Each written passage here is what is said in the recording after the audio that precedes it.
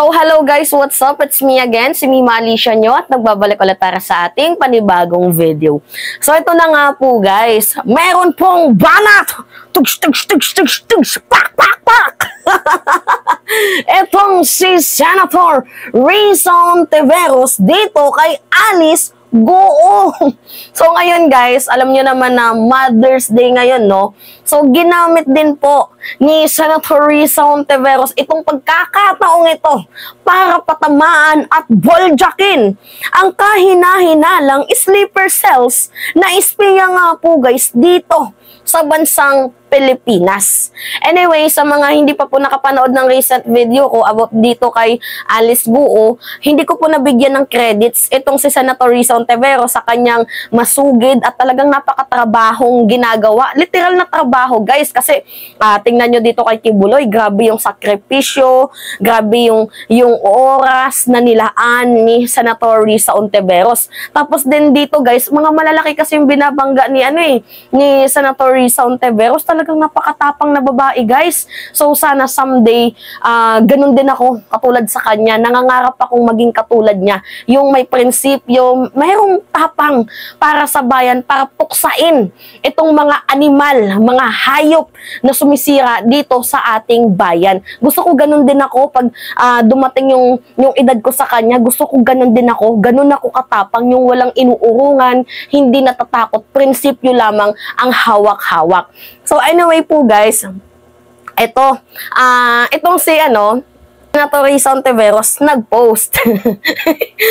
Actually guys ang daming share at napaka-viral. Partida 3 oras pa lang to, talagang milyon-milyon na po ang na-reach nitong Facebook post ni Senator Risa Hontiveros. Anyway, magsalamin tayo guys kasi sumasakit yung mata natin. So, Happy Mother's Day to all the momshies out there. Sana alam nyo kung may birth certificate ang anak ninyo.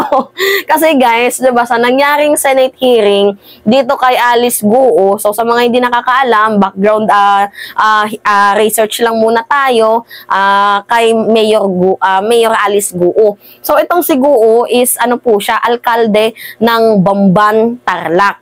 So ngayon nga po guys, may dalawang nahuli, which is yung dalawang tumakas doon sa Pogo Hub.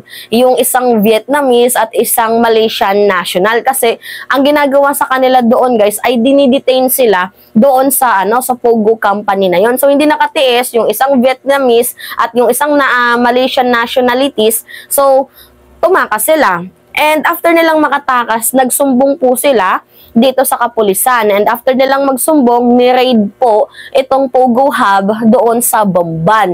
So, paano na-involve? Paano nadawit itong pangalan ni Alice Guo?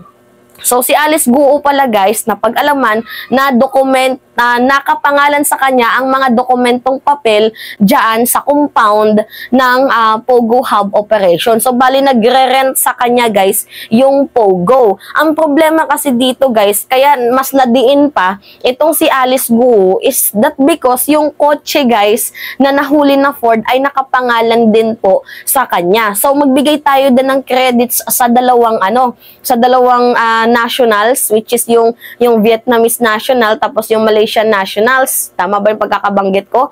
Yung dalawang taong yan, dahil kung hindi sila tumakas at hindi nila in-report yung Pogo Hub dyan sa Bamban, abay hindi pa po mabibisto. So ngayon nga po guys, nung napagtanungan kasi syempre siya yung nakalagay sa dokumento tinanong itong si Alice Guo, nagkaroon sila ng background research kung ano nga ba itong pagkatao ni Alice Guo. Itong taong to, bigla lang daw pala itong lumitaw bilang isang alkalde. Tumakbo bilang isang alkalde nung panahon nung 2002.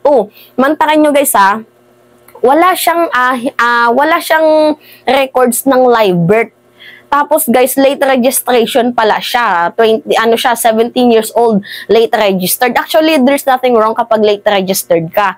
Kasi may mga indigenous people din naman, 'di ba, na late registered. Ang iba yung mga pinanganak sa bahay, pinanganak sa hilot, mga midwife, walang problema doon kung late registered ka. Pero ang problema dito, guys, paano naging naging alkalde in the first place? Walang history eskwelahan ng pinag-aralan itong si Alice Guo nung elementary hanggang sa naging high school siya. Wala siyang record ng school history. And then pangalawa, hospital history, wala din siyang record, at yung tracking niya dito sa bansang Pilipinas na nagstay siya na more than ilang years, wala siyang record. Kasi guys, if you are running for anong position pa man yan, 'di ba mayroong nakalagay sa ating konstitusyon na dapat 10 years na nakatira ka dito sa bansang Pilipinas. 'Di ba? You must able to read and write. Paano nalaman natin to na nakakabasa itong si Alice Guo? Anyway, nakakabasa naman siya, pero wala kasi siyang record ng school. Wala siyang school history dito. So, paano siya nakapasok? So, ngayon nga po guys, nilaglag ni Alice Guo, itong si alkalding si Alice Guo, itong past administration. Ang sabi niya, yung past administration daw po guys, yung sa kanya, tumulong para makatakbo bilang alkalde ng lugar doon sa Bamban, sa Tarlac, sa probinsya ng Tarlac ba yun, which is yung Bamban. Nalilito ko, pero doon si Alice Guo sa Bamban. At doon din po yung Pogo Hub operation na raid. And ito yung malala dito guys, kasi yung Pogo na na-raid na yon is parte din po sila ng cyber hacking sa website ng bansang Pilipinas. So yung pinaka main question nga po dito guys ni Senator Risa Hontiveros, kailan pa ito nila ginagawa? Kasi ang nagiging mukha guys ng Senate na ginawang session ni Senator Risa Hontiveros doon sa Senate is nagbumukhang sleeper cells itong babaeng to, si Alice Guo. Kaganda-ganda pa namang babae, pero questionable pala yung kanyang buong pagkatao, at hindi din pala ito sikat na tao or alkalde doon sa Bamban. Bigla lang talaga itong nag-boom. Sumipot na parang kabute, and then after nun, yun, nanalo. So, pinapag-submit siya nga guys ng salain niya, pinapag-submit siya kasi kung saan yung perang ginamit niya para nakatakbo siya. So, pinapag-submit siya. And then, doon niya guys ni-reveal na, hindi, tinulungan lang naman ako ng past administration. O, doon, nalaglag siya.